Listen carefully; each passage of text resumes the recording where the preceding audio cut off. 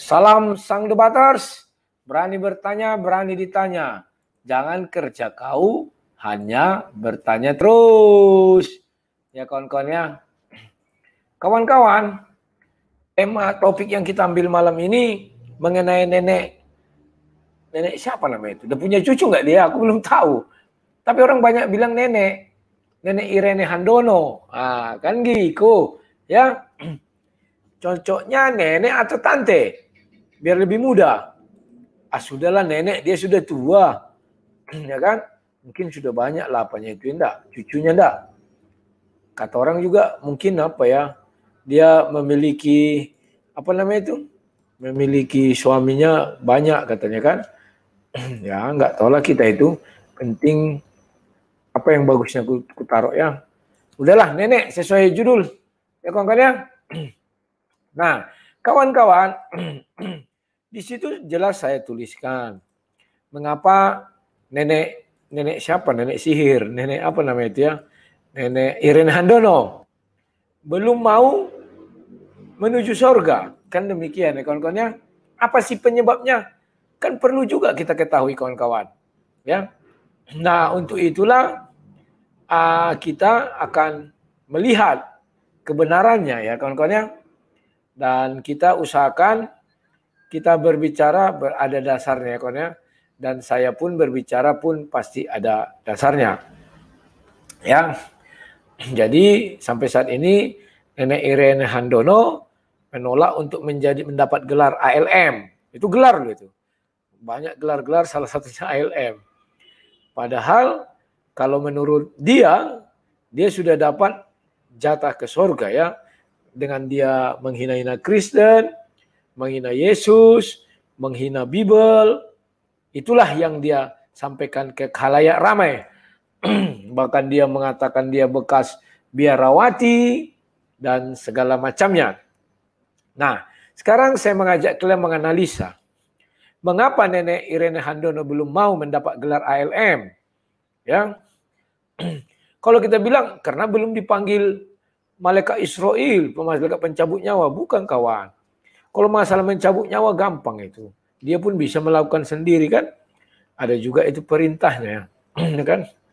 Tapi yang dia pikirkan bukan itu kawannya. Dia masih banyak pertimbangan untuk hidup tetap di dunia ini. Bahkan bisa jadi dia sekarang luluran, jaga kecantikan juga kawan-kawan ya. Karena masih mungkin ada yang ditunggu dia. Kita nggak tahu ya. Nah sekarang kita lihat inilah alasan-alasan yang bisa saya berikan kepada kalian ya. Yang pertama, tunggu dulu, alamat roomnya sudah saya buat sebenarnya di apa yang di apa namanya kolom komentar. Oke. Yang pertama ya, sebentar ya.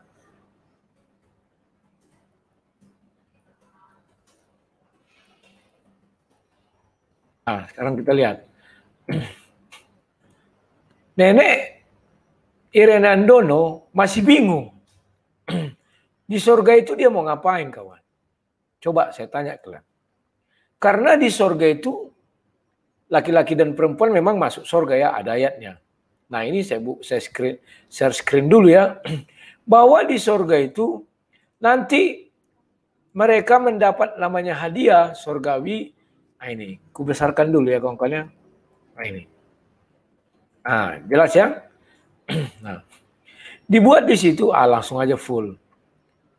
Mereka bertelekan di atas dipan-dipan. Dipan-dipan itu sejenis apa lah tempat tidur. Bertelekan ya berebahan, santai-santai, berderet orang itu. Dan kami kawinkan mereka dengan bidadari yang cantik bermata jelita. Ya. Saya nggak ngerti nih konsepnya bagaimana. Apakah dibuat sebuah dipan yang panjang, baru di dalamnya banyak orang, baru dikawinkan mereka di situ. Nah, dengan apa dikawinkan? Bidadari. Jadi, Nenek Irene Handono masih bingung dia nanti. Mau diapakannya bidadari itu? Tak mungkin dia wanita mengawini wanita. Oh, kita lihat dulu bidadari itu bagaimana sih? Kan demikian kawan-kawan, biar jangan kita salah. Mana tahu bidadari itu laki-laki. Kita lihat dulu ya. Nah ini. Di sini dikatakan bidadari itu di Ar-Rahmah 70 ya. Kalau yang tadi itu kan At-Tur 20. Sekarang Ar-Rahmah 70. Oke. Dibuat di sini. Di dalam surga itu ada bidadari-bidadari yang baik-baik, lagi cantik-cantik. Cantik itu merujuk kepada kayak wanita. Ya, kalau ganteng pria. Itu berarti pria dan wanita. Nah, nenek Irenandono masih bingung kawan. Andai kata dia masuk ke surga, mau diapainnya bidadari itu? Karena itu hadiahnya. Atau bidadari ini hanya untuk pria. Lantas wanita apa hadiahnya? Kan demikian. Atau kalian mengatakan wanita ini yang nanti menjadi bidadari.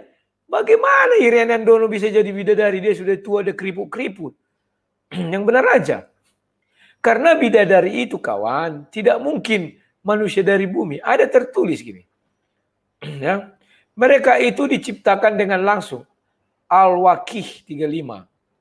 Ya, ini kubukakan, kita bicara semua berdasarkan ayat. Ya. Nah ini. Al-Waqiyah. Kelihatannya. Al-Waqiah ini 35 ya. Inna ansya apa nih? Nahunna insya'an. Artinya ini, sesungguhnya kami, aku udah mulai belajar ya membaca dalam bahasa Arab, ngeri geng. Biar jangan sinandar aja, bisa bahasa Ibrani ya. Sekali-kali kita bisa baca dong. Sesungguhnya kami menciptakan mereka bidadari-bidadari dengan langsung. Jadi bidadari itu kawan, kalau ada yang mengatakan wanita-wanita itu menjadi bidadari, kau penipu bilang. Karena Al-Quran mengatakan diciptakan secara langsung, spontan. Ya, jadi wanita apalah pahalanya di surga? Kalau kalian bilang dia jadi bidadari, tidak, karena dia sudah dicipta lebih dahulu. Bidadari itu spontan. Paham ya kawan? Masuk nggak kepikiran kalian? Aku bingung. Semoga kalian nangkap, terutama ini saudara-saudara kita yang Muslim. Pahamlah kalian bahwa Irenandono sampai matinya dia nanti akan menghina-menghina Kristen, menghujat-hujat Kristen, Bible, dan Tuhan Yesus. Sejak dia jadi mu'alaf, seluruh hidupnya diabdikannya untuk menghina-hina Kristen, menghina-hina Katolik, menghina-hina Bible, menghina-hina Tuhannya orang Kristen. Bahkan menghina Paulus, rasul-rasul ya. Itulah yang dia lakukan sekarang. Dan dia mengatakan bahwa dia kalau wafat masuk surga. Tapi sampai sekarang dia belum pernah mau pergi ke surga itu. Gelar untuk ke surga itu nggak susah kawan. Cukup jadi ALM. ALM langsung menuju surga. Ya kan? Nah sekarang kenapa dia belum mau untuk pergi menuju surga itu? Karena dia masih bingung. Di surga ngapain? Kalau dikawinkan dengan bidadari, dia wanita. Bidadari itu cantik. Mau diapainnya bidadari itu? Wanita ke wanita. Masa digelik-gelikkannya? Tak mungkin ya. Dan saya percaya dia pun tidak dijadikan bidadari. Karena sudah ada ayatnya tadi kan. Bahwa bidadari itu langsung dijadikan. Tidak seperti perubahan dari nenek peot langsung menjadi bidadari. Tak mungkin itu kawan. Karena dia sudah diciptakan lebih dahulu. Nah kemudian kawan, dia juga masih bingung. Karena umur di surga itu bagaimana sih? Ya kan? Di dalam ajaran Islam ada itu kawan. Bahwa nanti semua orang dari bayi, dari opung-opung dikembalikan. Menjadi umur berapa tahun? Kita lihat hadisnya. Jadi tidak ada di sini tipu-tipu, tidak ada ini. Ini dari situs apa ini ya? Situs konsultasi syariah. Berapa usia penghuni surga? Ditulis ini ya. Kalian nanti bisa cari lah ya. Banyak itu tertulis ya. Nah, di sini dibuat apa namanya itu? Dia harus sudah mana tadi ya dalam keadaan istimewa bagi banyak sekali. Dibuat di sini dia sudah ini. Penduduk surga akan masuk surga dalam keadaan murdan, bercelak. Bercelak ini saya nggak tahu, kalau kita bercelak itu kan di atas mata dikasih merah-merah. Kalau laki-laki jadi kayak banci lah kan gitu ya. Di usia 30 atau 33 tahun. Hadis riwayat Ahmad 7933. Tarmuzi 2545. Ibnu Abi, nah ini ada lengkap sih ya. Ibnu Abi Syaibah dalam Mushanaf 34006 ya, dan dinilai hasan oleh Syu'abid al-Arnaut, ya kan? Agak patah-patah, geng. Ini kawan. Jadi Nenek Irene Handono agak-agak bingung ini, agak-agak ngeri-ngeri sedap. Kalau dia tiba-tiba umur 30 tahun kawan, wah kembali lagi muda, geng. Ya kan? Tapi itu untuk laki-laki. Loh kok bisa laki-laki? Kita lihat penjelasannya ya. Di sini dibuat, Jurdan bentuk jamak dari kata Arab atsrat. Artinya orang yang tidak memiliki bulu rambut di dadanya. Tidak mungkin wanita, geng, punya bulu rambut di dada. Kecuali kelainan. Lucu bulu rambut di dadanya ini kan kelainan. Itu biasanya laki-laki. Laki-laki Arab kan dadanya berbulu. Tapi saya nggak ada bulu saya, kecil-kecil. Ya kan? Orang-orang India kalau boleh, itu. Ya. Yang kedua, ini kita lihat murdan. Murdan bentuk jamak dari kata amrat, artinya orang yang tidak memiliki bulu rambut di dagunya. Keterangan As-Sindi, Takik Musnad Ahmad 13-316. Jadi kawan-kawan, bulu di dagu. Saya belum lihat wanita punya bulu di dagu. Kan aneh, ya kan? Kalau kalian bilang itu rujukannya untuk wanita, artinya nanti wanita di surga itu berbulu dada dan berbulu di dagu. Kayak jenggot. Paham ya? Katanya belum, jadi bersilau. Nah, kawan-kawan, itu merujuk kepada pria. Nah, sekarang, Nenek Irene Handono lagi bingung. Saya mau ngapain di surga? Siapa yang mau saya layani? Suaminya kan ada kata orang sih lebih dari satu, saya nggak tahu ya. Atau dia nanti dijodohkan sama Moko Ginta, kan bisa aja. Kalau dia jadi bidadari, Moko Ginta jadi apanya kan bisa mendapatkan dia jadi bidadari. Misalnya, kan demikian. Tapi sudah saya buka ayatnya, tidak mungkin dia jadi bidadari. Karena bidadari itu diciptakan langsung. Bukan dari orang yang sudah dari manusia diangkat menjadi bidadari. Tidak begitu ya. Paham ya? Jadi inilah dua kegalauan besar. Mengapa Nenek Irene setiap hari menghujat Yesus? Karena dia masih bingung. Kalau dia cepat-cepat ke surga, dia bingung mau ngapain di surga. Nanti dikasih bidadari, mau diapakannya bidadari? Diui-ui tak bisa. Digelik-gelikkanlah paling. Nah, dia tidak kenikmatan. Kalau dia mau kenikmatan dengan bidadari, mau tak mau harus diui-ui. Kan demikian. Pakai apa mereka ui-ui? Saya nggak tahu. Ini cara menikmati keadaan surga ya. Sekarang umur di surga berapa? Kalau pria, ya dirubah jadi 30 atau 33. Karena dibilang di hadis itu, itulah umur orang paling fit. Ya kan? Untuk menerima kenikmatan yang super nikmat. Kalau wanita bagaimana? Andai kata nenek kempot si Irene Handono masuk surga, umur berapa dia? Kalau dia dibuat umurnya yang sekarang, berapa umurnya? Mungkin dah ada 50-60 ya. Buat 60 tahun. Siapa yang mau sama nenek umur 60 tahun? Apalagi di surga. Ini enggak nikmat lagi 60 tahun ini. Harus disetrika. Kayak pakaian kan dikeribuk-keribuk, disetrika biar bagus. Ya kan?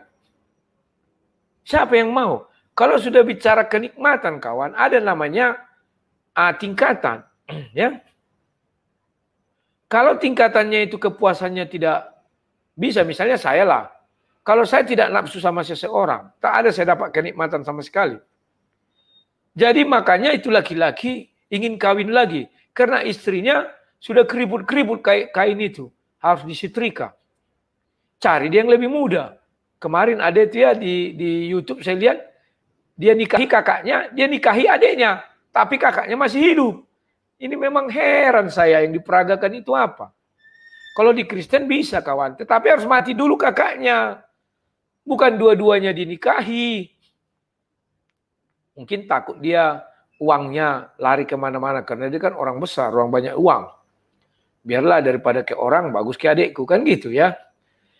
Nah itulah kekhawatiran-kekhawatiran yang ada kawan-kawan. Sehingga membuat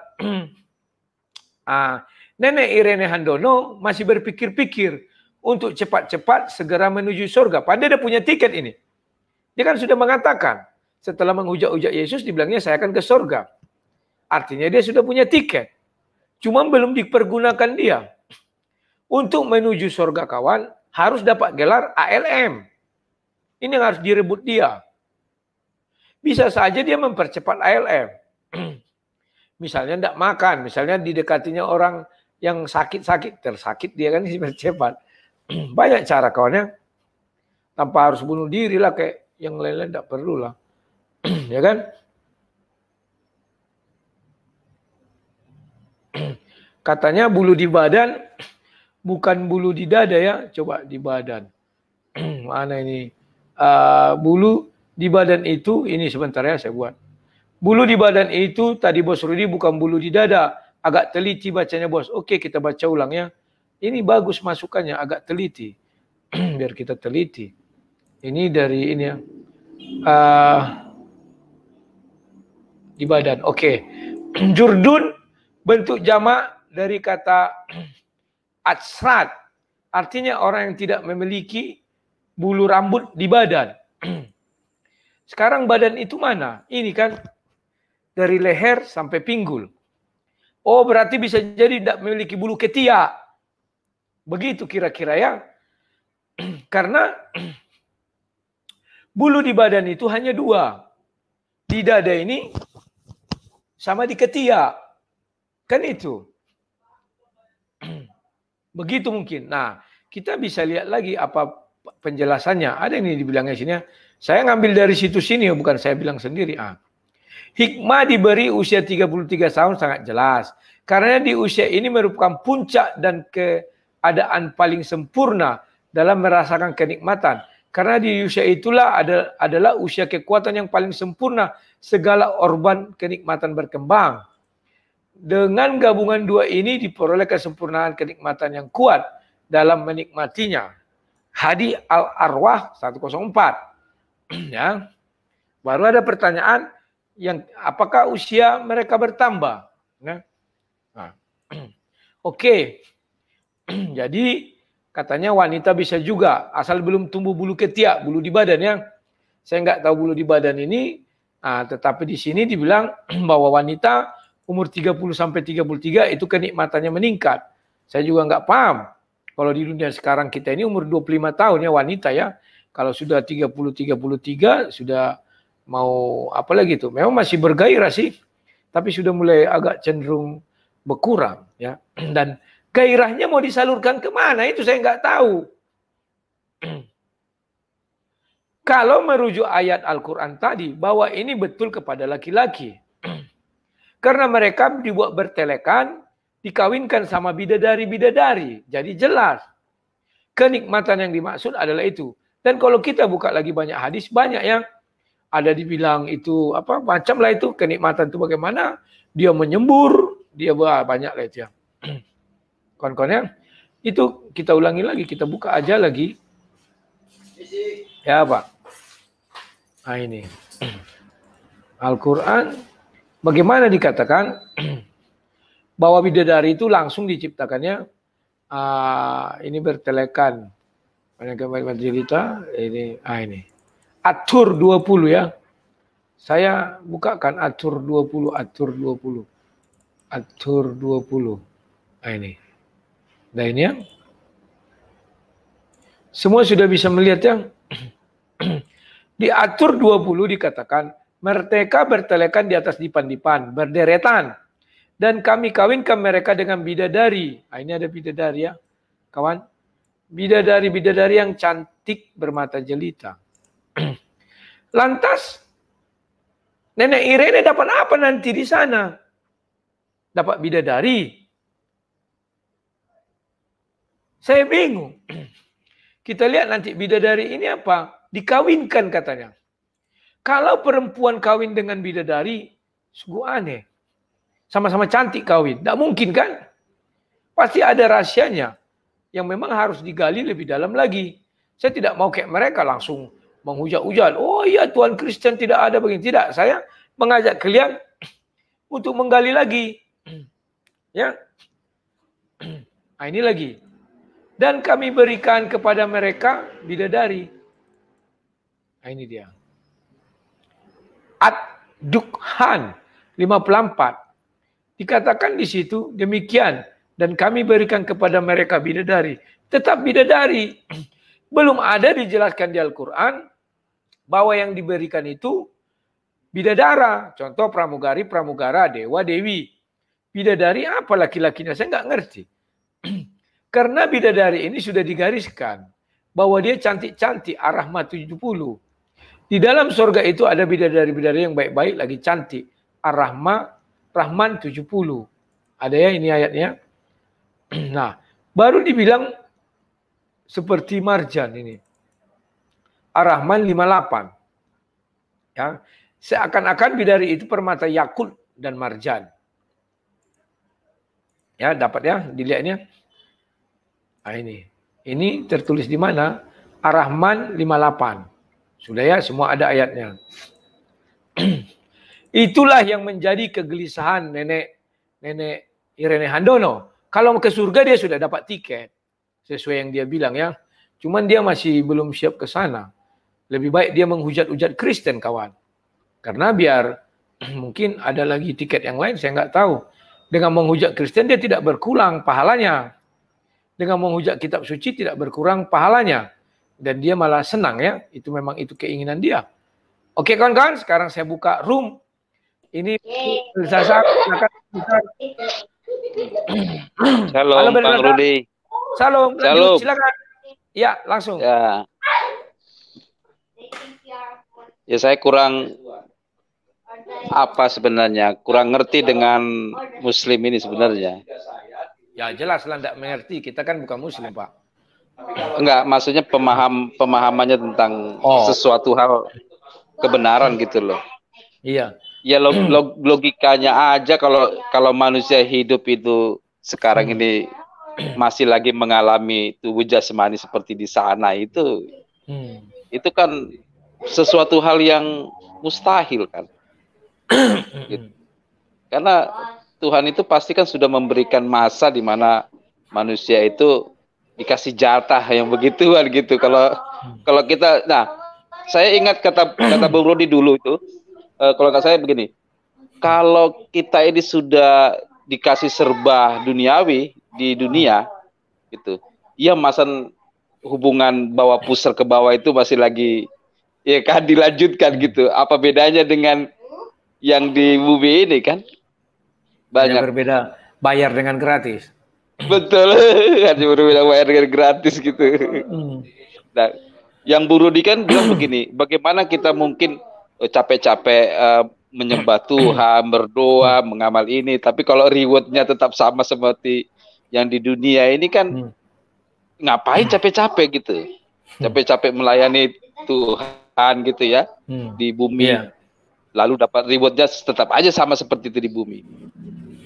Nah, kadang saya berpikir itu begini, apa tidak ada gitu ya inti dari pemahaman kebenaran itu bahwasanya suasana surga itu seperti apa gitu kan? Kan mereka berpikir begini, alam di bumi dengan alam di surga disamaratakan gitu. Sama seperti Bang Rudi tadi bilang, kalau perempuan dapat apa? Laki-laki dapat bidadari, apa otomatis perempuan dapat bidadari menjadi pelayan mungkin kan? Menjadi pelayan gitu, bidadari gitu. Tidak jadi bidadara gitu, jadi pelayan gitu. Tapi kan konsep, ada seorang ustadz bilang begitu, bahwa nanti di surga laki-laki akan dikasih jatah satu orang 72 bidadari, lalu akan memecahkan perawan, kata mereka. Loh, itu kan konsep duniawi kan? Iya. Ya nggak mungkin lah kita berpikir konsep duniawi itu ada di surga lagi gitu. Dan dari mana dia dapat pengalaman itu? Kalau kita bilang dari Muhammad, emang dia pernah dapat itu? Kan enggak juga. Atau pengikut-pengikutnya Muhammad, apa dapat itu?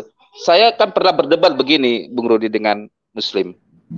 Saya bilang begini, jika Muhammad itu menyembah Tuhan yang benar, Tuhan para nabi dan rasul, maka saya yakin Quran itu tidak akan bisa membendung kebenaran Alkitab, tidak bisa membendung. Karena apa? Karena akan bertentangan dengan para nabi dan rasul, gitu. Sangat bertentangan. Tidak ada umpamanya puluhan nabi atau puluhan rasul itu yang menyatakan bahwa Allah mereka itu punya surga yang penuh dengan bidadari gitu. Kalau konsep itu dimasukkan umpamanya Muhammad ke dalam kebenaran dirinya sendiri, maka itu akan bertolak belakang. Makanya saya bilang ke mereka, tidak mungkin Muhammad itu menyembah Tuhan yang para nabi dan rasul. Saya bilang tidak mungkin, karena para nabi dan rasul juga nggak pernah membicarakan itu gitu. Oke, mantap. Gitu aja gitu. Pak Belsasar. Ya, terima kasih karena banyak yang menunggu di belakang. Iya. Terima kasih yuk. Kawan-kawan, kita sebelum berkomentar, saya ingatkan, jangan menghina nabi orang, tapi bicaralah sesuai fakta. Contoh nih, ya, kita ambil sebuah video ya. Tapi nggak saya buat suaranya ya, nanti kena, ini punya hak paten dia nih, si telur ini ya. Nah ini fenomenal sekali orang ini. Kalian sudah tahu apa dia bilang kan? Siapa namanya? Saya nggak tahu ya. Dia bilang bahwa kegiatan nanti di sana memecah perawan. Dia ini bilang, bukan saya loh. Saya nggak tahu siapa orang ini. Gambarnya saya tunjukkan. Kalian tontonlah videonya ya. Nah, kawan-kawan, kita sekarang mulai berdiskusi. Tolong hati-hati menjaga lisan ya. Karena kita tidak boleh menghina. Tapi kalau bicara fakta bisa. Contoh nih, kenapa bidadari muncul hanya di dalam Al-Quran? Kenapa tidak ada di kitab Taurat, Injil, dan Zabur? Taurat, Zabur, dan Injil. Atau kenapa nabi-nabi terdahulu tidak diperkenalkan namanya bidadari? Kan bisa jadi begitu ya. Dan itu fakta mungkin atau gimana? Atau hoax. Karena kalau saya katakan fakta, dari mana saya dapat fakta? Orang kitab Taurat, Zabur, dan Injil tak ada yang diturunkan Allah SWT. Tetapi lucunya nanti Irene Handono, semua penghujat Islam, penghujat Kristen itu dan penghujat Yesus mengambil ayat-ayat dari Bible, merujuk bahwa itulah Taurat, Zabur, dan Injil yang diturunkan oleh Allah SWT. Saya jadi bingung, heran sendiri, entah apa yang mau saya katakan. Paham ya kawan-kawan? Dan mengapa Allah SWT tidak pernah menjanjikan surga kepada Nabi Isa, kepada Ibrahim, Yusuf, Yakub, dan Ismail mengenai bidadari? Saya nggak tahu, nggak ada itu. Bahkan Allah kan banyak dikutip ucapan Allah kepada Nabi Idris, Nabi Ibrahim, semua-semuanya tidak ada bidadari kawannya. Jadi kawan-kawan kita lanjutkan lagi, masuk ke Ahmad Dedat. Kalau yang sudah ada bisa di apa lah ya kawan-kawannya, di apa namanya itu, live. Oh ya, silakan Ahmad Dedat. Salam Bang. Salam langsung. Iya, bahas Nenek Iren ya. Saran saya sih lebih baik dia ganti kelamin dulu Bang di dunia. Jadi laki-laki. Kan di sana kan di kitabnya kan memang tidak ada untuk bidadara. Jadi di dunia ganti kelamin dulu di Thailand. Ya, saran saya, jadi pas meninggal nanti almarhum di sana dapat bidadari, gampang kan? Oh iya ya, Nah, solusi yang sepertinya solusi yang bagus ya. Karena iya bagus itu. tinggal menambahkan itu sudah bisa dia Hmm, ui-ui atau betul. bawa alat atau gimana? Nggak mungkin ya. Banyak kan yang sudah bisa dioperasi, jadi bisa Oh, week. Iya. iya iya iya iya. Saran Oke. saya sih begitu sih. Itu Sip. real ya, real. Ya kan, Hmm. ganti kelamin, ganti KTP, jadi Hmm. laki-laki, Hmm. terus ke sana. Hmm. Udah nggak ada ini lagi bang, nggak ada takut-takut lagi lah. Sesuai dengan Iya, ayat semuanya jalan lancar, mulus jalan. masuk surga. Iya, Ya, iya. gitu aja bang. Oke, Thank you terima bang. kasih Mak Dedat. Ini kayaknya saran yang apa juga ya, menarik. Ya. Atau begini kawan, apakah pria wanita itu nanti berubah sampai di surga? Terutama wanitanya. Coba saya cari ya ayatnya. Karena tadi saya ada lihat ayatnya. Sebentar ya.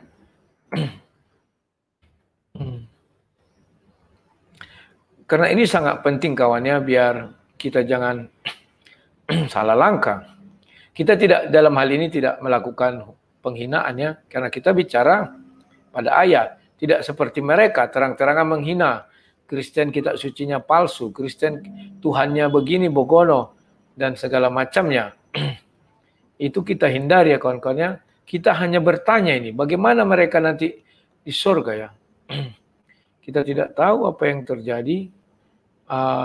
Ada tadi saya baca mengenai pria dan wanita masuklah kamu ke dalam surga ya. Artinya di sana kawan-kawan, mengenai jenis kelamin tetap sepertinya ya. Tidak ada perubahan. Yang pria tetap pria, yang laki-laki tetap laki-laki. Ya. Dan di sana juga mereka nanti ada intinya di surga itu ada sungai dan ada minuman nanti, kemar namanya. Surga Firdaus ada juga ya. Nanti kalian bisa cari lah ya. Masuk laki-laki dan perempuannya surga. Ini ada nih. Ya, sambil jalan lah saya carikan ya. Sekarang Barus. Silakan Barus. Halo Barus. Halo Le. Ya, langsung. Halo. Ya, langsung. Jadi sepertinya kalau menurut saya yang di surga itu sangat berbeda dengan Kristen Le. Ya, betul. Halo. Ya, terus. Karena kan kalau di kita Kristen ini kan di surga itu kita kembali seperti anak-anak, pikiran itu tulus, bersih. Ya. Dan konsentrasi kita pun ke sana sesuai dengan Alkitab itu, kenikmatan tertinggi, kebahagiaan tertinggi itu ya memuji Tuhan. Hati yang gembira. Hati yang gembira. Sebab kalau ada lah umpamanya kalau kita di sana punya bidadari kan, berarti konsentrasi kita kan nanti ke bidadari jadinya, bukan ke Tuhan lagi. Apalagi nanti sibuk pula kita istilahnya memecah perawan di sana. Lalu kapan kita memuji Tuhan? Itu maksud aku kadang-kadang yang membuat pikiranku apa dia bertanya-tanya. Kalau menurut lain macam mana itu?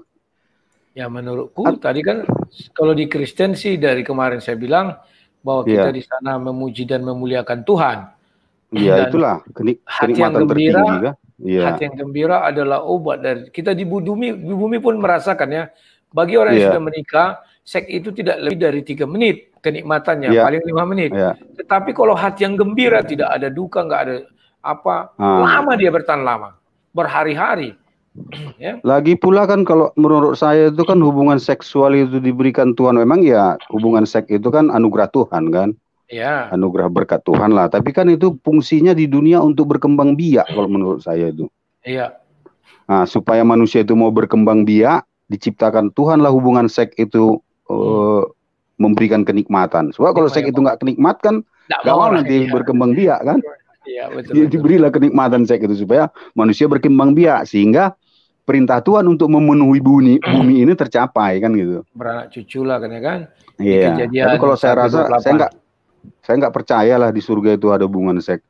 Karena Yesus sendiri berkata bahwa keyakinan yang meyakini hubungan seks seperti di Matius 22 ayat 29-30 itu kan, kamu sesat karena kamu tidak tahu isi kitab suci, karena di surga itu tidak ada hubungan-hubungan gitulah, seperti itu. Seperti malaikat. Ya, seperti malaikat lah kita di sana. Taunya kita memuji Tuhan lah. Ya. Bagaimana kita pernah merasakan nyanyi sampai terharu bahagia kan, pernah kita rasakan kan. Ya. Dan itu lebih nikmat dari hubungan seks yang mendatangkan lelah gitu kan. Kalau saya rasa. Okay. Apalagi saya dengar, begini satu lagi sedikit lagi. Apalagi saya dengar, saya nggak mau lah masuk ke surga seperti itu, di mana nanti ibu saya dipoligami. Kita lihat pula ya. Nah, itu kan sedih kali rasanya itu. Ya kalau kita lihat, kalau dikawinkan sama kita. Iya, kalau ibu kita itu dikawinkan dengan bapak kita, kalau bapak kita masuk neraka, kan sama sakit kita lagi misalnya. Nah, ya. Jadi itulah, janganlah jangan berpikiran apalah di surga sana, udah cukup aja lah memuji Tuhan aja lah. Haleluya. Ya. Sip, gitu aja. Ya. Oke, terima kasih lah. Yuk. Ini sudut pandangnya dari Kristen ya, bahwa kita tidak sudut pandang dari sana lagi. Karena yang sudut pandang dari Muslim tadi kan sudah selesai. Tapi saya tambah satu ayat kawan-kawannya, biar kita jelas. Ini ayatnya tidak saya karang-karang, ini langsung. Di sini dikatakan di surah At-Taubah 72, ya kan? At-Taubah 72 jelas katakan Allah menjanjikan kepada orang-orang mukmin, laki-laki dan perempuan akan mendapat surga, ya. Jadi di surga itu tidak ada perubahan jenis kelamin. Laki-laki dan perempuan tetap masuk surga seperti apa adanya. Ya kawan-kawan.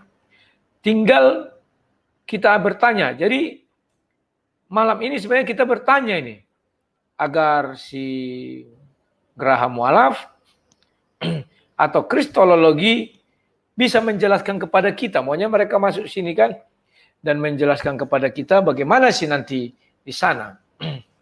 Kalau kita yang membahas ya kayak tadi saya akan bertanya. Kalau di sana laki-laki dan perempuan masuk, si laki-laki dapat bidadari, si perempuan dapat apa? Ayatnya ada kan bahwa nanti di sana yang pertama kebingungan dia semua diberi bidadari. Dan wanita katanya dijadikan bidadari. Ayat itu mengatakan, sudah saya buka, bidadari itu langsung diciptakan. Tidak dari manusia-manusia itu. Sesudah itu, tadi juga sudah saya kasih ayatnya, bahwa di sana nanti umurnya 30 sampai 33. Ya kawan-kawan. Dan sudah saya buka semua ayatnya. Tinggal kita bertanya-tanya, bagaimana dengan wanita di sorga? Semoga nanti ada seperti Pak Alwin masuk, bisa aja. Bensi Mamor, silakan Bensi Mamor. Halo, selamat malam. Malam-malam, lanjutlah ya. Lanjut yang kemarin aja, gini loh maksudku, Bro Rudi. Kan kalau orang berduka, itu kita kan suasana duka. Jadi kan kemarin saya cuma melihat teman-teman itu mengatakan dengan satir, mendoakan seperti itu bidadari. Kalau sekarang Bro dibahas mau bantai-bantai itu si Yahya Walunin, silahkan, karena itu kita ada bahas tentang Al-Quran. Setuju saya, tapi kalau suasana kemarin, orang kita mengucapkan duka cita saja, jangan mendoakan. Semoga ketemu bidadari surga. Saya nggak antipati Bro di membahas tentang surga. Bahkan kalau saya setuju, kalau perlu Bro Rudi ini langsung tantang si Gus Imron. Ayo kita bahas tentang surga. Karena kan kita belajar agama tujuannya kan mencari surga. Surga versi muslim seperti apa? Sudah pernah saya ajukan tantangan, mereka mundur. Tidak berani membahas surga dan neraka. Kan sudah pernah juga saya live kan. Ya. Maksud saya begitu. Gak apa-apa. Ini dilanjutkan aja dengan tema bidadari. Kalau dia nggak mau juga ya memang begitulah gitu loh. Bahkan saya ngeliat kemarin tuh, kalau saya lihat si Tamparagi kemarin itu, kenapa dia sampai bikin sarkasme tentang Muhammad dan itu karena dia juga frustasi. Karena tantangan logika uji Al-Quran yang diajukan ke umat muslim yang nggak dijawab sama mereka. Makanya dia bikin sarkasme. Dalam kondisi frustasi dia, saya tidak bisa melakukan dialog dengan apa? Misalnya dalam hatinya Tamparagi, saya tidak bisa melakukan. Saya bikin sarkasme ini. Saya tantang umat muslim untuk menjawab seperti ini, apa reaksinya. Kan langsung terbuka. Jadi logika orang itu kan langsung, wah. Sebenarnya begini dulu dasarnya. Saya senang kalau kita Kristen saling menyerang begini. Kenapa? Orang Kristen itu bebas loh, demokratis loh. Membahas Alkitab itu dengan nari-nari itu bisa. Tapi kalau mereka tidak bisa.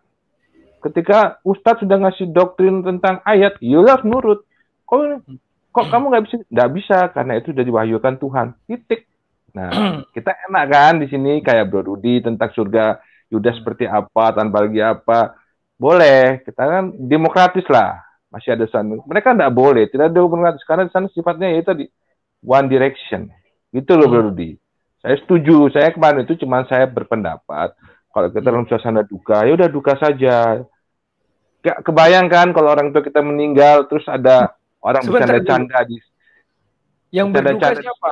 Kita atau mereka? Kan kemarin semangatnya kan mengucapkan duka, kan puji-puji juga datang dari Rudian. Dia bilang, oh ada baiknya begini. Kan ada puji-puji itu. Berarti kan dalam suasana memuji, merendahkan kejelekan-kejelekan dia dulu dong. Kita kan dalam suasana duka. Contoh. Waktu ibu saya meninggal, sebentar. Waktu ibu saya meninggal, kami tidak ada berduka. Kami gembira, sukacita. Karena ayat itu jelas, karena bagiku adalah Kristus, mati adalah keuntungan. Jadi waktu itu papan bunga pun tidak saya izinkan berkatakan turut berduka cita. Setuju, tapi kan tidak semua orang mau dalam suasana bersukacita kan. Mungkin mereka dalam suasana berduka cita. Dan semangatnya kita kan main kenang-kenangan yang indah-indah, kita puji dia. Kan Brody, kenang-kenangan apa tentang apa ini kan, seolah-olah mengangkat kenangan-kenangan. Ya kalau ada manfaat kan Brody juga angkat, oh manfaatnya apa begini-begini. Itu yang saya maksud kemarin. Nah kalau sekarang Brody mau bahas itu tentang surga, saya bahas habis-habisan. Saya setuju itu. Jadi kita tahu logikanya karena saya setuju, karena saya kemarin lihat tanpa lagi bikin sekarang itu karena frustasi. Mereka nggak mau dialog, dibikin simulasi. Mau marah kayak pun, berani nggak mereka nutut tanpa lagi sama sekarang? Nggak berani. Orang tanpa lagi tidak jelas agamanya apa, Kristen atau tidak, orang nggak ada kok. Mereka nggak berani kan, si Alwan, siapa itu, si Bro, Bang Inong, hanya ngomong aja dia di situ. Nggak berani mereka nyari lapor polisi. Kita tunggu, berani nggak mereka lapor polisi tentang tanpa lagi? Kalau berani jagoan. Sebentar. Nanti pendukung Tamparagi marah-marah di chat saya. Ini si Ben Simamora mancing-mancing katanya. Biar enggak, maksud bukan gitu kan. Maksudnya aku senang. Jadi gini loh. Caranya kita membuktikan itu dengan logika gitu loh. Jadi adu argumen. Saya takutkan. Kan orang ya udah gitu. Saya begitu. Saya intinya sih kayak begitu. Jadi ajar aja, karena kita orang Kristen enak loh, belajar Alkitab dari semenjak SMA kita boleh bahas Alkitab, tidak harus selalu didampingi oleh pendeta apa, kita saling belajar, boleh, itu ilmu yang tumbuh di antara kita, dan itu nggak mungkin ada di agama Islam. Mereka hanya doktrin loh, kalau kayak udah bilang you harus kalau mau belajar lu masuk pesantren, belajar lu sekian tahun, belajar kitab kuning, baru lu boleh bahas tentang Al-Quran. Kalau belum, lu nggak punya hak, lu ikut aja, lu apalin, nah gitu tuh konsepnya pengajaran mereka lu. Makanya mereka itu kalau diajak dialog tentang logika Al-Quran pasti nggak akan ketemu. Sampai mati diajak nggak akan ketemu. Mereka akan menghindar. Gitu loh. Ya. Makanya terusin aja. Nggak apa-apa, saya setuju, saya dukung nih. Ya. Gitu aja? Oke, terima kasih. Sama-sama. Itu masukan dari Ben Simamora. Lembak Efron. Silakan. Shalom Pak Rudi. Salam Pak. Waduh, baru masuk lagi nih. Iya Pak Rudi. Beda banget kita sama mereka ya Pak Rudi ya. Iya. Kadang-kadang kalau kita ini kan surganya jelas ya Pak Rudi ya. Kita surga ya, kalau bagi kita lah Yerusalem baru lah ya. Di Wahyu 21 ayat 12 itu kan. Itu kan sebenarnya banyak diterangkan di situ ya. Masalah sebentar baru dia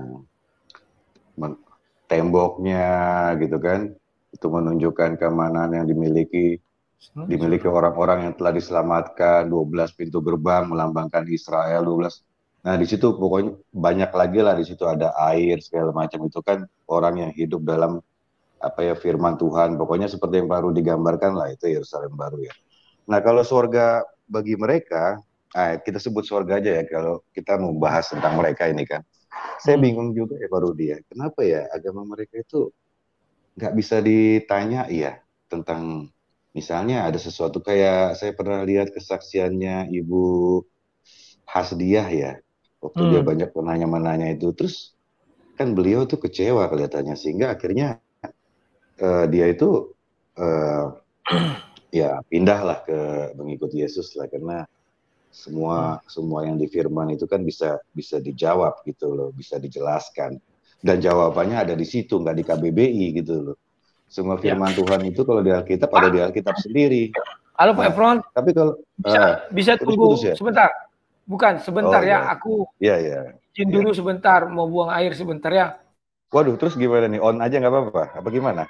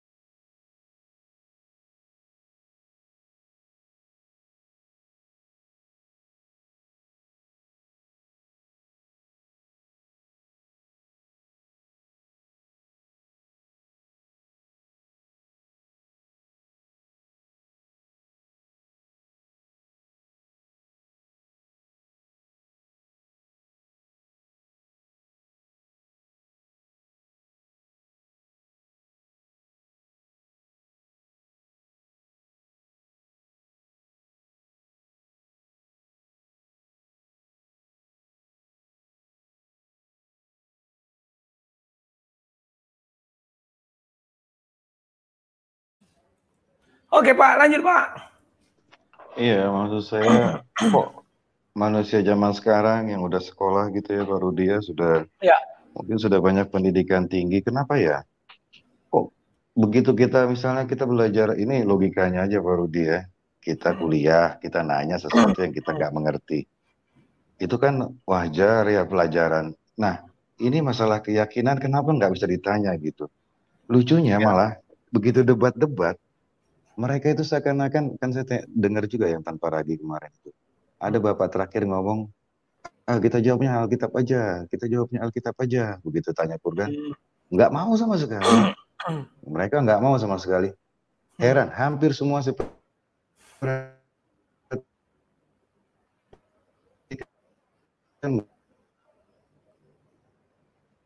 Halo? Buffering, suaranya hilang. Itu nggak mau ditanya sebagai manusia, Pak. Ya kan? Yang dirugikan malah perempuan, malah lucunya kan. Dan banyak perempuan bertanya, malah dibilang kamu harus patuh suami, kamu harus begini, kalau suami melayani kamu harus kasih. Mau capek pulang kerja kayak kasih. Coba orang Kristen istrinya digituin, disepakin, ditendangin kita. Ya kan? Nggak boleh maksa, nggak boleh maksa kita harus kasih sama istri, menghargain perempuan, ya kan? Mau kayak dia kan, perempuan, ini gue senang sama ini, gue kawinin yang lain, yang paling gue kasih duit, mati di sana dikasih bidadari. Lah perempuan terus pada kemana? Terus dia punya anak, nanti anak perempuannya gimana coba? Jadi bidadari di sana, atau bidadari yang baru, atau kemana mereka nanti anak-anak perempuannya kalau nggak ada tempat di sorga mereka ya. Gitu aja Pak Rudi, kalau saya mah heran-heran. Terima kasih kenapa Pak mereka nggak bisa ditanya. Ya Pak Rudi, sehat-sehat ya Pak Rudi ya. Tuhan Yesus berkati Pak Rudi. Betul kata Pak Lemba Efron. Kalau mereka mengutak-atik Bible itu suka hati mereka, senak perut mereka. Kalau kita bertanya, tidak bisa sama orang itu. Apa kau udah bisa bahasa Arab? Itu langsung pertama kan. Inilah masa keterbukaan internet. Kita bisa bertanya, kita paparkan. Ini loh ayatnya, ini loh ayatnya. Jadi bagaimana? Ya. Irene Handono pun sampai sekarang belum mau cepat-cepat ke surga. Artinya ada yang masih mau tunggunya lah. Kalau dibilang, loh, sang debaters juga percaya nggak masuk surga. Kalau kamu tanya saya secara pribadi, saya tahu dosa dan kejahatan saya katakan saya tidak ke surga. Tapi kalau Yesus menentukan saya ke surga, kamu bisa apa? Saya bisa apa? Sebagai ciptaan saya harus turut kepada Yesus. Artinya yang mau saya bilang di sini, bahwa urusan ke surga bukan urusan saya, tetapi urusan Yesus. Ingat ya, kalau saya ditanya, Saya tidak bisa menentukan diri saya ke surga atau neraka. Kalau mereka kan bisa. Selalu mereka bilang, ya kita pasti ke surga kan gitu ya. Nah, sekarang kawan, keunikan orang Kristen ini adalah bahwa orang Kristen itu bersifat demokratis. Kamu tanya apapun, dijawab. Tidak ada itu langsung lapor ke polsek. Tak ada. Masa gara-gara bertanya lapor ke polsek? Kan demikian ya. Tetapi itulah yang harus kita bina terus. Tapi jangan lupa, kita juga tidak usah takut untuk melawan. Loh, kita kan bertanya. Jenis perlawanan kita adalah bertanya. Yang pertama. Yang kedua, baru masuk ruang debat. Kayak saya dengan di Geraha Mualaf. Waktu itu pernah saya ajak mereka bicara surga. Semua menghindar. Tak satu pun pendebat muslim yang mau menerima judul itu. Termasuk Peta Buyung, Siji, Sinandar. Karena kata mereka itu abstrak. Ya iman itu abstrak. Mana bisa kita bilang langsung, wah begini, tep-tep ya jadi. Jadi kawan-kawan, itu sudah kita paparkan. Sekarang masuk lagi Cepot Laskar Kristus. Oke Cep, silakan Cepot. Malam lah. Malam langsung. Jelas, suara saya jelas ya. Jelas. Oke. Ya, saya mau tanya dulu ya. Irene nenek Oma Irene Handono itu waktu mualaf itu sudah menikah apa belum ya? Saya kurang paham, tapi dengar-dengar dari orang sudah menikah katanya. Terus bercerai? Bercerai, iya. Oke. Saya dengar ya pernah dia berseteru dengan orang-orang Arimatea juga pernah berseteru. Waktu dia dibilang di Singapura pakai payung segala macam. Oke. Nah, saya waktu berdiskusi sama teman saya, saudara saya Muslim, ya, saya kan suka kadang-kadang guyon. Kamu berani mati karena kamu akan ketemu bidadari. Tapi dia sanggah lah. Ya. Dia bilang begini, ini menurut dia walaupun dia nggak ada ayat, tapi dia mungkin mendengar tafsiran dari ulama-ulama yang lain. Ya, Ustaz dia lewat. Dia bilang malah yang Ustadz yang ngomong malu aku mengatakan itu ngaco, dia bilang. Itu ngaco. Itu katanya bagi orang yang belum menikah dan menginginkan waktu di dunia ketemu 72 bidadari.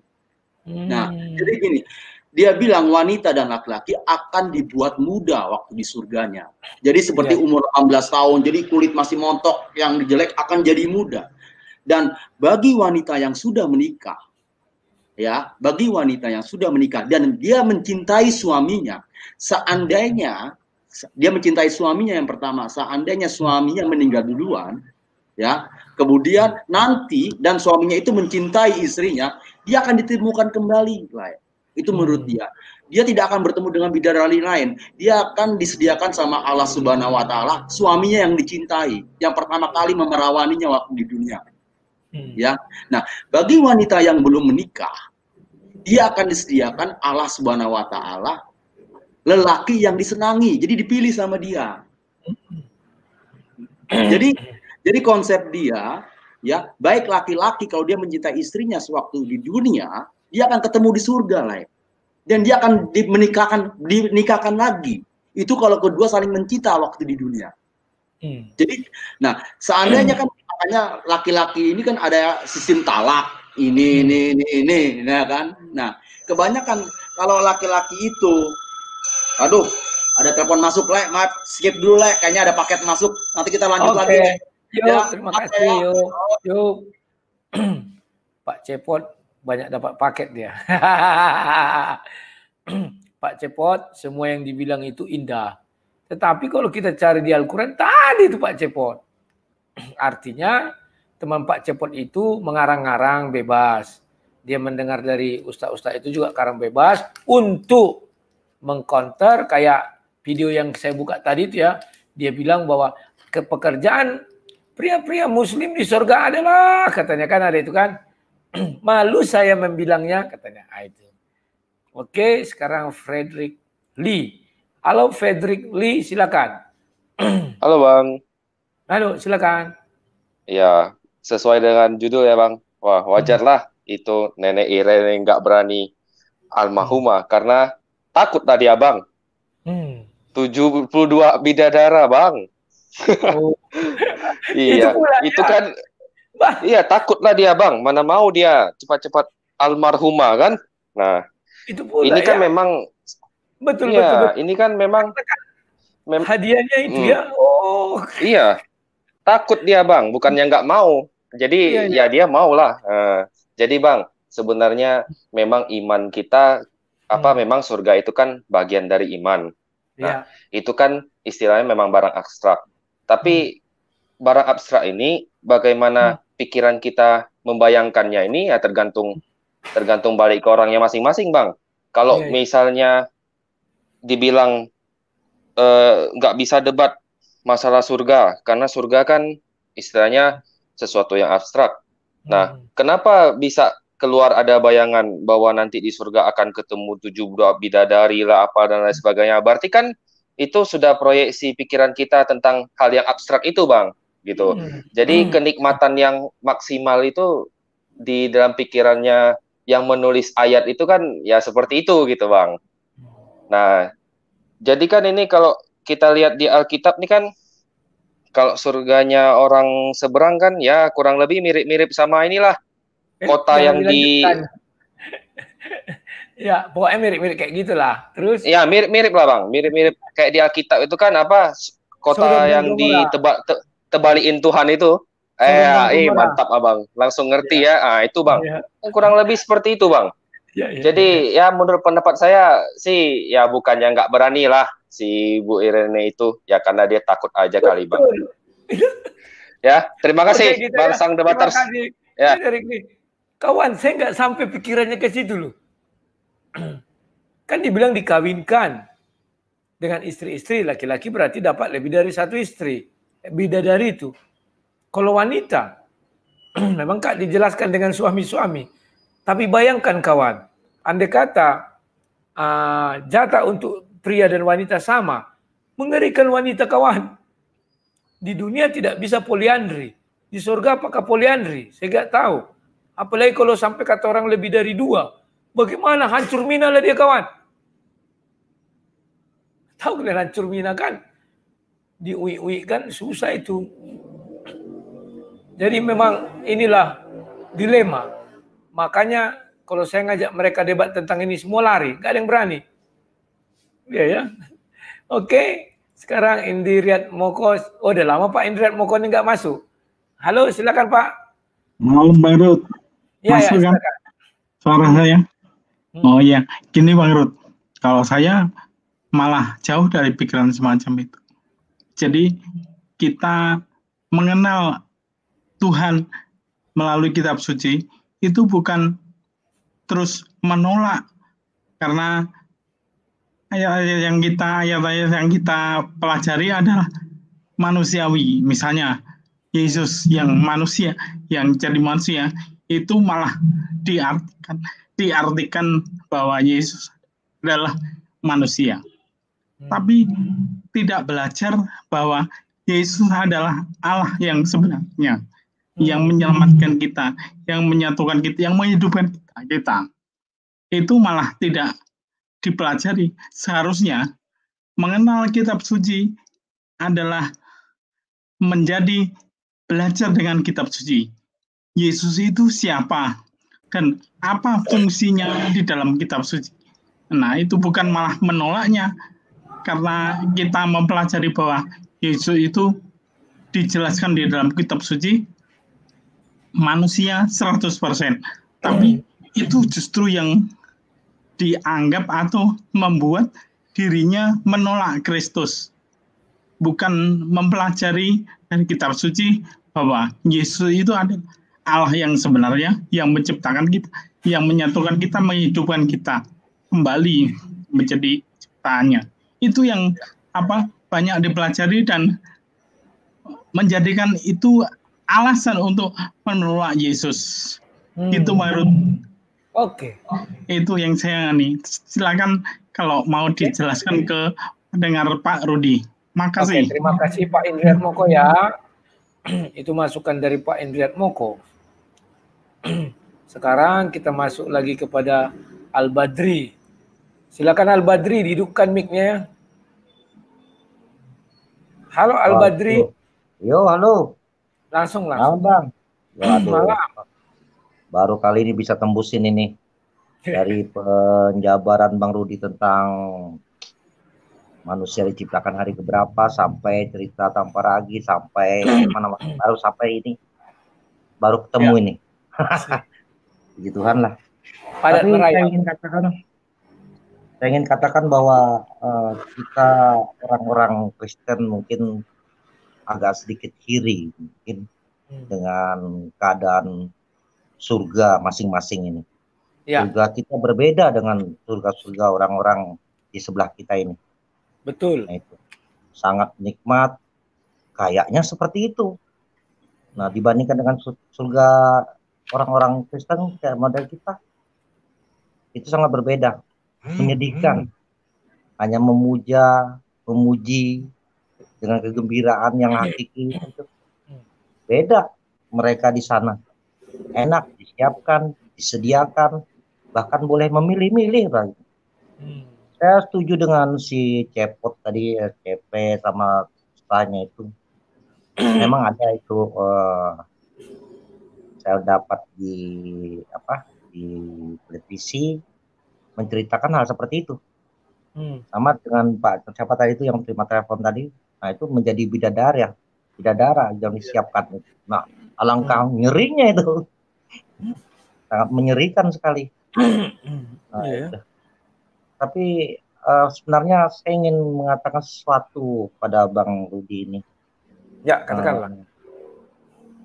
Gimana caranya mengatakannya nih? Katakan langsung. Katakan sejujurnya. Sebenarnya saya ingin Bang Rudi itu menyanyi sebenarnya dulu. Kalau nyanyi, kalau suara sih nilai 7 atau lebih mungkin itu Bang Rudi. Saya carikan dulu, saya pernah bernyanyi. Nanti saya ya. Kalau orang-orang Kristen harus pandai menyanyi, tapi jangan sampai pandai-pandai banget Bang Rudi. Nanti sudah siap itu Bang Rudi untuk menghadap nanti untuk hari akhir.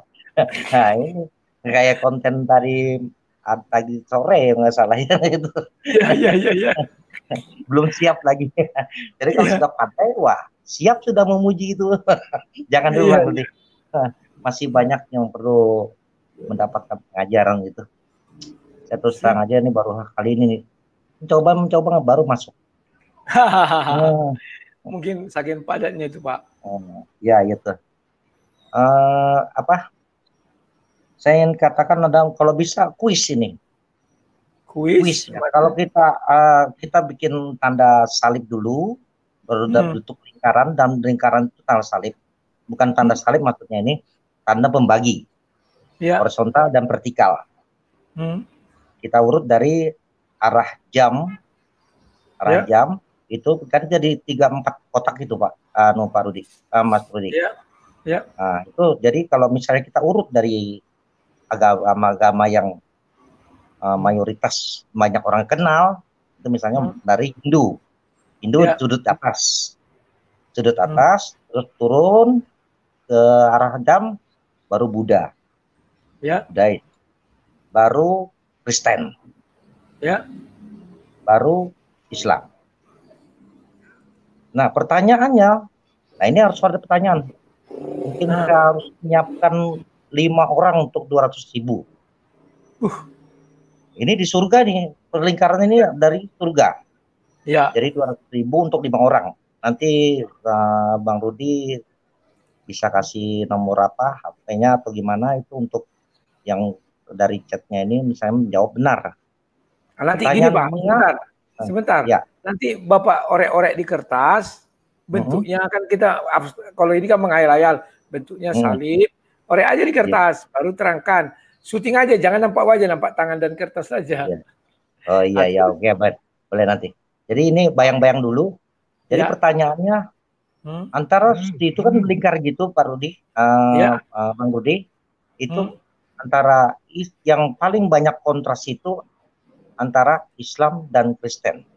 Kristen dulu baru Islam. Jadi kalau kita Hindu, Buddha, Kristen baru Islam. Nah itu. Jadi mengapa antara Kristen dan Islam tadi, nah itu di posisi jam 9 atau di posisi jam 12 untuk Muslim, itu tidak bisa bersatu. Kenapa?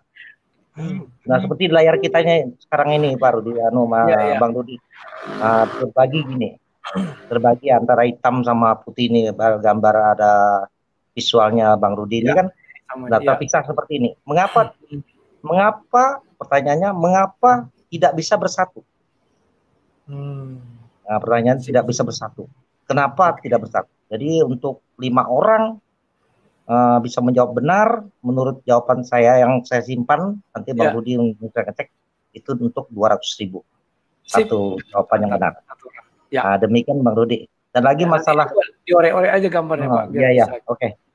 Satu lagi yang tentang penciptaan manusia pada hari ke-7 itu Bang Rudi juga ragu-ragu nyebutnya itu. Tapi itu saya tahu maksudnya. Kalau misalnya untuk Alkitab dia itu memang hari 6, hari ke-6. Tapi dengan syarat apa? Karena di kejadian 2 itu menyatakan bahwa hari ke-6 itu masih kosong di bumi. Ya begitu kalau nggak salah ya. Nah itu juga nanti ada pertanyaan juga. Untuk 5 orang 200.000 satu orang. Wes mantap Pak Al-Badri. Pak Al-Badri nggak punya apanya channel YouTube? Nggak ada, ini dari HP aja nih. Oke. Nanti aja gambar kertas di apakan gini kan bisa sambil bicara. Jadi tidak usah kita Pak Al-Badri. Tapi Pak Al-Badri tutup dulu wajahnya. Siapa tahu salah pencet kamera malah kesorot Pak Al-Badri. Nggak apa-apa, ganteng aja ini. Oke, gitu aja Pak Al-Badri. Oh iya, salam sehat ini. Ada satu lagi Bang. Saya masih enggak yakin Bang Rudi masih sehat saat ini. Masih asam lambung masih nih kayaknya. Yang saya pesan itu mungkin tidak dibeli juga ini sampai saat ini. Yang obat yang itulah dibeli biar sudah makanya gitu. Sekarang makanya nggak kambuh dia, asal nggak telat makan aku nggak kambuh dia. Kalau itu dicoba dulu, tapi nggak ada masalah itu. Iya, itu. Sudah, bagus, Pak, bagus. Oke. Salam sehat aja lah, dan bisa memberikan pikiran lagi. Oke, makasih. Selamat malam. Malam. Kalau perut saya sudah sehat, kalau batu hanya sekali-sekali aja, karena kalau kering kerongkongan mau dia keluar ya kawan-kawan. Nah, saya penuhi permintaan Pak Al-Badri, saya putarkan dulu lagu yang sudah saya pernah buat ya. Ya, biar kalian tahu lah bagaimana kalau aku sekali menyanyi. Kita mulai ya.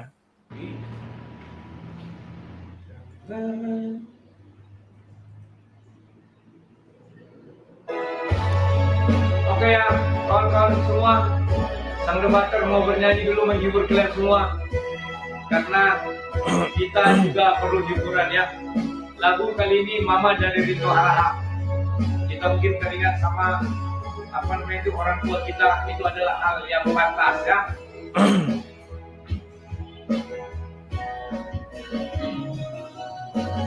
Mama, lihatlah diriku,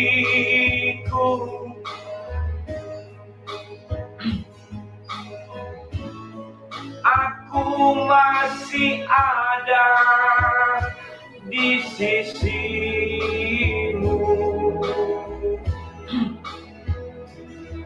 Jangan kau bersedih, jangan kau menangis. Dia telah pergi untuk selamanya.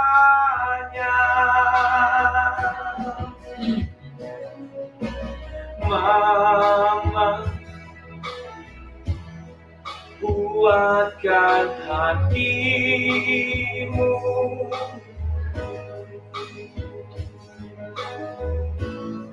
Dia pun tak ingin kau bersedih.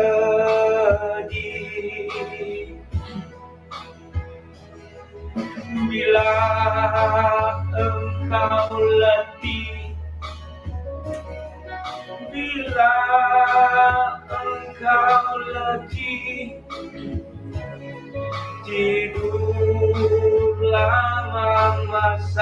sayang di sisiku.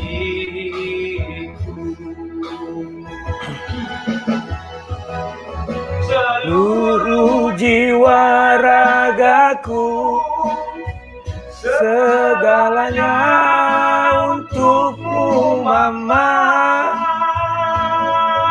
Janganlah ku dengar lagi engkau menangis.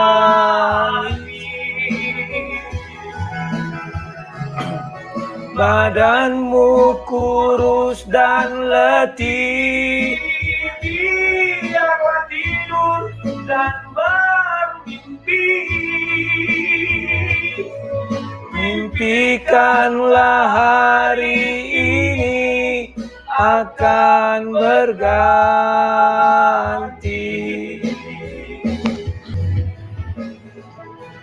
Kaulah nadi hidupku, Mamaku.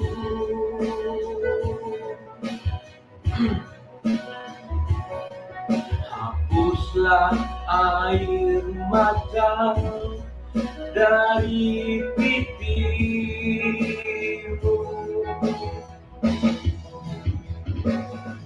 Cantiknya raut wajahmu, Mamaku.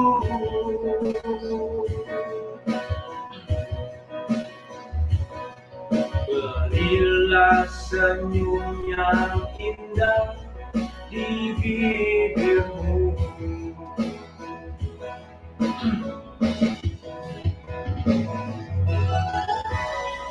Sayangilah orang tuamu ketika dia masih hidup. Jangan ketika dia sudah mati engkau menyayangi. Mamaku dulu berpesan samaku, ketika hidup aku tangisilah, tapi setelah mati jangan pernah kau tangisi aku. Ketika dia sakit, aku menangis terus. Ketika dia mati, aku tak menangis setitik pun. Seluruh jiwa ragaku, segalanya untukmu Mama. Janganlah ku dengar lagi engkau menangis.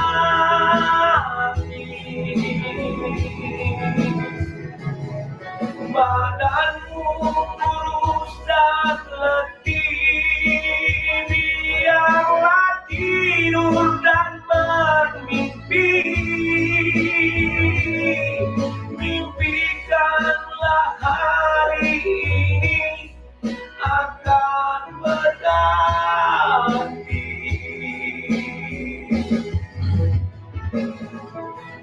Kaulah nadi hidupku, Mamaku.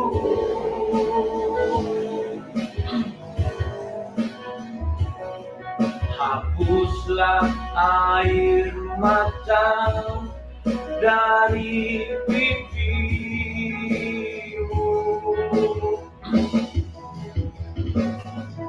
Cantiknya raut wajahmu, Mamaku.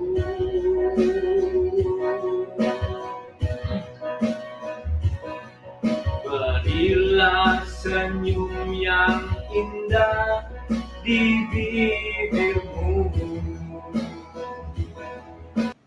Oke kawan-kawan, itu saya penuhi tadi ya permintaan dari Pak apa tadi? Lupa lagi aku Pak apanya. Oke. Itu saya nyanyikan mengenang ibu saya ya. 21 hari saya merawat beliau. Mulai dari ganti popok, pipisnya saya lap. Saya lupa meminta kateter itu ya. Bongak juga waktu itu. Jadi saya tiap hari melap pipis. Ya semualah. Itulah kisah saya kawan-kawan ya. Nah sekarang kita masuk ke internicity. Silakan internicity. Oras Bang. Oras. Enjoy sekali memang Bang Rudi ini ya. Yeah. Luar biasa Bang, luar biasa. Memang harus seperti itu. Jadi ini ceritanya tentang apa nih? Tentang nenek, tentang nenek. Apa itu namanya itu ya? Irene Handono. Aduh, memang ini Bang Rudi ini dia luar biasa, wik. Jadi kalau memang di surga itu ada dan wik, ateis. Apalagi beragama. Nggak ada lagi Tuhan itu. Masa kalau ada wik lagi di surga? Surga itu yang mau kita, yang menjadi tujuan hidup kita. Masa di surga pun masih ada wik-wik? Memang itulah memang manusia ini. Udah dikasih tahu pun wik-wik sama tetap juga masih. Jadi memang kalau belum dipilih sama Tuhan susah memang, Bang. Jadi nggak tahu lagi mau bilang apa. Memang kalau bilang wik-wik lah.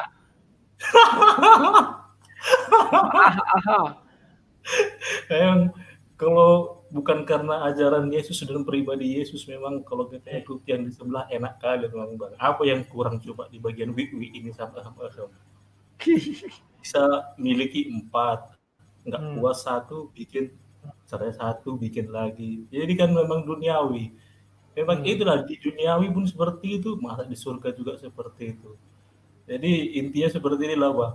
Capek kali lah Yesus itu mati sampai turun ke bumi ini kalau hanya untuk wik-wik dan yang kita dapat di surga sana. Iya kan?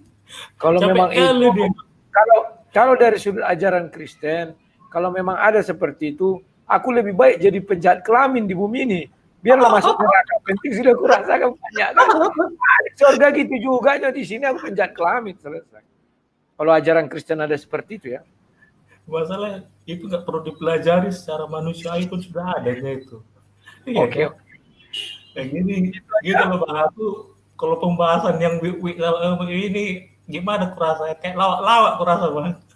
Jadi yang gembira adalah obat. Oke ya. Itu aja. Besok jangan dibahas lagi nih, Bang ya. Kurang enak itu.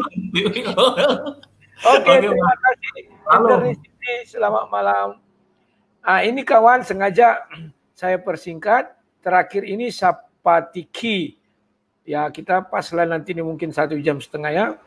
Karena kita mau lihat dulu di Geraha Mualaf. Sok-sokan apa namanya itu? Si Semprul itu dia ngajakin orang Kristen debat. Oke, silakan.